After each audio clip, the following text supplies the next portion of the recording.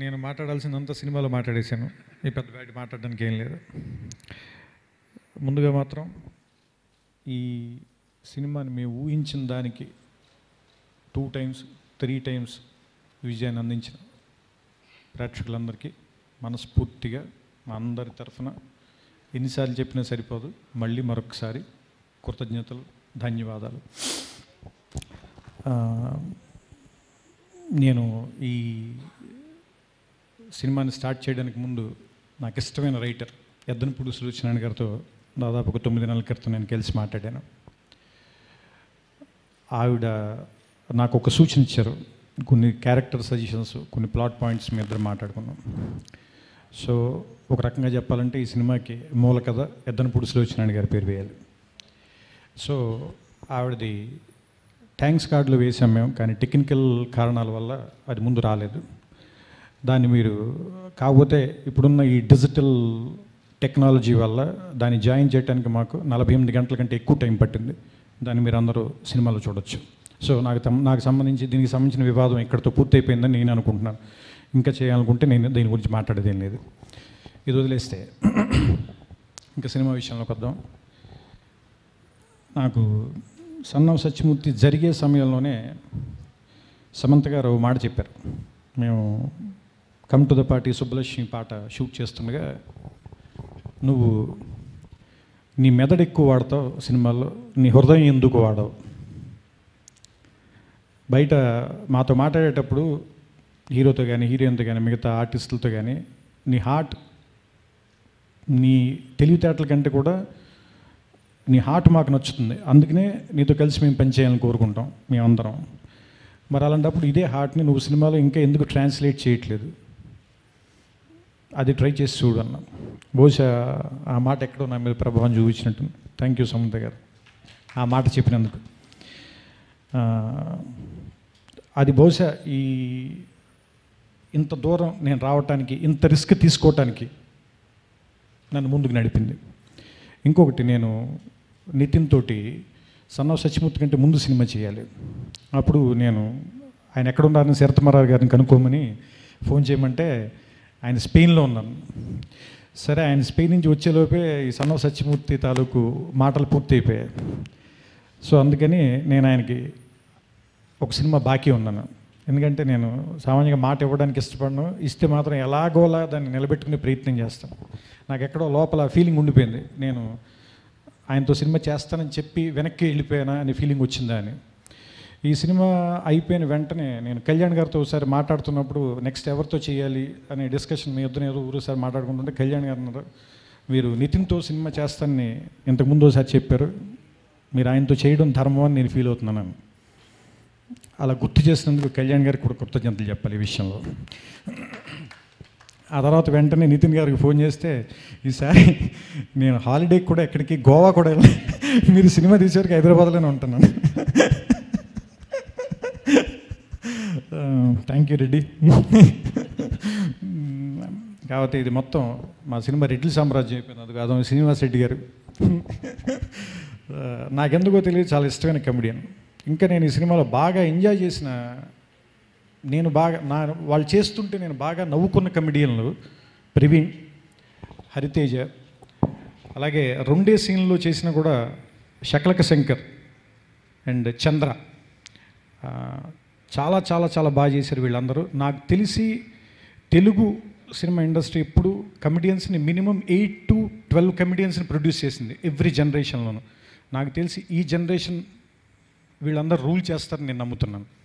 And నిజంగా అలా rule చేయాలని బ్రహ్మానంద రేలంగ్ గారు వాళ్ళ తరం తర్వాత రాజబాబు గారు వాళ్ళ తరం, రాజబాబు గారు వాళ్ళ తరం తర్వాత బ్రహ్మానందం గారు వాళ్ళ తరం, ఆ తర్వాతి తరం తాలూకు వాళ్ళ దగ్గర నుంచి ఆ రిలే రన్నింగ్ రేస్ తాలూకు శ్రీనివాస్ రెడ్డి గారికి, ప్రవీణ్కి, హరితేజ్కి వీళ్ళందరికీ అప్పచెప్పారని నమ్ముతున్నాను నేను.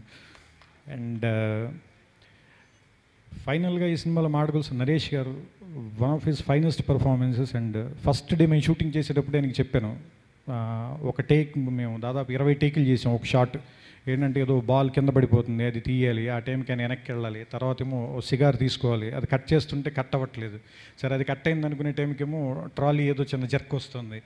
సో ఇవన్నీ కోఆర్డినేషన్ కుదిరేసరికి 20 టేకులు పట్టింది.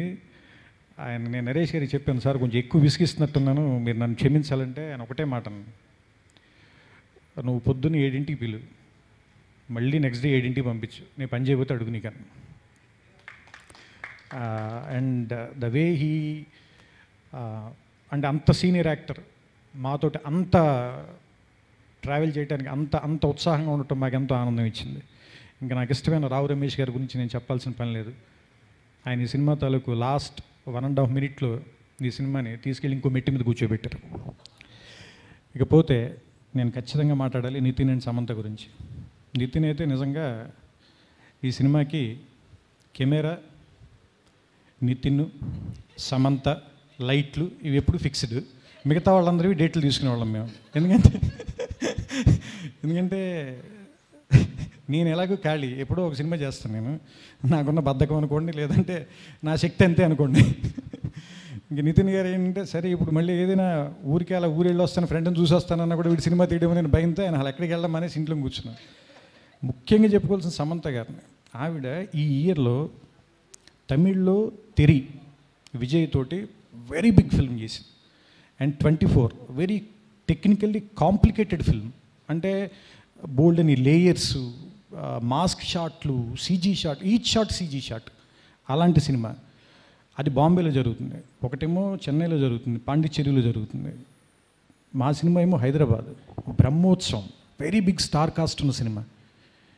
ఇన్ని సినిమాలు హ్యాండిల్ చేస్తూ మాకు ఒక్కరోజు డేట్ ప్రాబ్లం చెప్పాల. మరి ఆవిడ ఎలా మేనేజ్ చేస్తుందో ఏంటనేది మరి ఆవిడకి లేదు. శ్రీనివాసరెడ్డి వైపు ఎవరో చూడొద్దు, అతను చెప్పి పట్టించుకోవద్దు మీరు.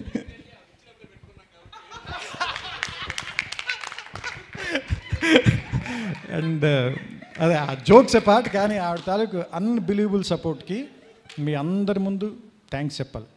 అంటే సామాన్యంగా హీరోయిన్లు అన్ని డేట్లు ఇవ్వటం, నేను 7 సినిమాలు చేశాను, ఇది నా 8వ సినిమా అనుకుంటున్నాను నేను, సరే గుర్తులేదు, కానీ నేను ఇప్పటిదాకా చూడలేదు. అండ్ థ్యాంక్స్ సమంత గారు. సో అందుకని నిజంగా చెప్పాలంటే ఈ సినిమాని ఇద్దరు హీరోల సినిమాగా అభివర్ణించవచ్చు. ఎందుకంటే వాళ్ళిద్దరు ఎప్పుడు సెట్లు తిరుగుతుండు. అంటే సమంత గారు ఓ టైంలో అడిగారు, ఏంటి నీ లేకుండా మీకు సీన్లే పెట్టుకోరా, మీరు ఫైట్లు అవి తీసుకోండి, నీ లేకుండా సినిమా తీయండి అమ్మ కొద్దిగా, నాకు కొంచెం కంఫర్ట్ ఇవ్వండి అంటే, అదండి రోలింగ్ టైటిల్ సీన్ ఒక్క దాంట్లో మీరు లేరు, అది ఒక్కడ తప్పితే మిగతా సినిమా ఆవిడ యాక్ట్ చేస్తూనే ఉన్నారు. ఇకపోతే నితిన్ ఎంత సింక్లో ఉన్నామంటే, నేను నితిన్ క్లైమాక్స్లో ఆ కింద కూర్చుని సమంతతో మాట్లాడే సీన్ ఉంటుంది. ఆ మాట్లాడడం షూట్ చేసేసాం. అది అయిపోయిన తర్వాత ఆ రోజు రాత్రంతా నాకు లోపలేంటో అదేదో ఇంకా కరెక్ట్గా రాలేదు, ఎందుకంటే సమంత గారిది షూట్ చేసేసాం. ఆవిడ అసలు చాలా అద్భుతంగా చేసేసింది. అంటే ఏమంటారు, స్టిల్ ఫోటోగ్రాఫర్ అయితే ఫోటోలు తీయటం మానేసి ఇలా చూస్తున్నాడు ఆవిడ్ని. అంత మేము వాడికి చెప్పి ఏ ఫోటోలు అని అంత అద్భుతంగా చేశారు. అది మీరు సినిమాలో ఇప్పుడు నేను థియేటర్లు చూస్తుంటే జనం క్లాప్స్ కొడుతుంటే నేనేం ఆశ్చర్యపోలేదు, ఎందుకంటే ఆ రియాక్షన్ ముందే చూసేసాను నేను. ఆ తర్వాత నితిన్ గారితో షూట్ చేసాం. నెక్స్ట్ డే మార్నింగ్ నేను, నా కెమెరామెన్ నట్టి, నితిన్ ముగ్గురం ఒకేసారి అది మళ్ళీ షూట్ చేద్దామా, నేను చేసింది ఇంకొకసారి చేద్దామని నేను అడిగేసరికి నితిన్, నేను కూడా అదే అనుకుంటున్నానండి, మీరు దాన్ని ఓకే చేసేసి మళ్ళీ తీరేమోనని నేను అంటే, నట్టి కూడా అన్నాడు, I'm also not happy with yesterday shots, will do one more time.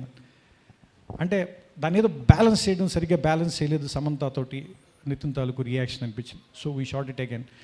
అంటే ఏదో పని చేసాం వెళ్ళిపోయామని కాకుండా, ఇది ఎందుకు చెప్తున్నానంటే, కెమెరామెన్ నటరాజన్ కానీ అండ్ నితిన్ కానీ అంటే సినిమా అనేది ఇప్పుడు ఆయన మళ్ళీ నేను టీమ్ ఎఫర్ట్ అని చెప్తానంటాడు, కానీ కాదు, అలా కాదు, నిజంగానే టీమ్ ఎఫర్ట్ అది. ఎందుకంటే దాదాపు ఒక 10-15 మంది బలమైన వ్యక్తిత్వం ఉన్న వ్యక్తులు కూర్చుని పనిచేయాలి దాన్ని. సో అది చేయటానికి అందరూ ఒకే థాట్ ప్రాసెస్లో ఉంటే తప్పితే దాన్ని రిలీజ్ చేయలేము ఆ షాట్ని. సో నేను ఒకలాగా ఆలోచించి, వేరొకళ్ళు సమంత గారు ఒకలాగా ఆలోచించి, నితిన్ ఇంకొకలాగా ఆలోచిస్తే, కెమెరామెన్ మరోలా ఆలోచిస్తే ఆ షాట్ ఎప్పటికీ పూర్తి కాదు. ఒకవేళ పూర్తయినా మీకు అంత ఆనందాన్ని కలిగించదు. అంటే ఏమంటారంటే, ఈ టెక్నికల్ విషయాలని చెప్పలేకపోవచ్చు, కానీ ప్రేక్షకులు ఏదో తేడా ఉంది, ఎందుకో నచ్చలేదు అంటారు. సో ఇప్పుడు ఏదో బాగుంది ఈ సినిమాలో అని అందరూ అనడానికి ఆ ఏదోకి వీళ్ళందరూ పడిన కష్టం కారణం నాతో పాటు. సో అందుకని నా తరఫున ఇక్కడ స్టేజ్ మీద ఉన్న వాళ్ళకి, ఇక్కడ రావటానికి వీలు పడని కెమెరామెన్ నటరాజన్కి, తర్వాత మ్యూజిక్ డైరెక్టర్ మిక్కీ జే మేయర్ గారికి, ఎడిటర్ చంటి గారికి, ఇంకా మిగతా అందరు క్రాఫ్ట్స్లో ఉన్న వాళ్ళకి, అది వీళ్ళందరికంటే ముఖ్యంగా నువ్వు నీ ఇష్టం వచ్చినట్టుగా సినిమాది, నువ్వు ఎలాగైనా సినిమాది అని కథ చెప్పిన వెంటనే విని, కథని పూర్తిగా విని దాన్ని ఆనందించే సత్తా ఉన్నటువంటి, అలాంటి హృదయం ఉన్నటువంటి ప్రొడ్యూసర్ చిన్నబాబు గారికి అండ్ ఈ ఎగ్జిక్యూషన్లో మాకు వెనకాలే ఉండి నేను ఏది అడిగినా పరిగెత్తి పనిచేసిన ఎగ్జిక్యూటివ్ ప్రొడ్యూసర్ వంశీ గారికి అండ్ పిడి ప్రసాద్ గారికి అండ్ నా డైరెక్షన్ డిపార్ట్మెంట్ అందరికీ మనస్ఫూర్తిగా పేరు పేరిన కృతజ్ఞతలు చెప్తూ, ఈ సినిమాని ఎంత పెద్ద సక్సెస్ చేసిన ప్రేక్షకులకి, దీన్ని వాళ్ళకి ఇంత దగ్గరగా తీసుకెళ్ళిన మీడియాలో ఉన్న ప్రతి ఒక్కరికి, ప్రతి జర్నలిస్ట్కి, వెబ్సైట్లో రాసిన వాళ్ళకి, టీవీ యాజమాన్యాలకి అందరికీ మనస్ఫూర్తిగా కృతజ్ఞతలు చెప్తూ సెలవు తీసుకుంటున్నాను. నమస్కారం.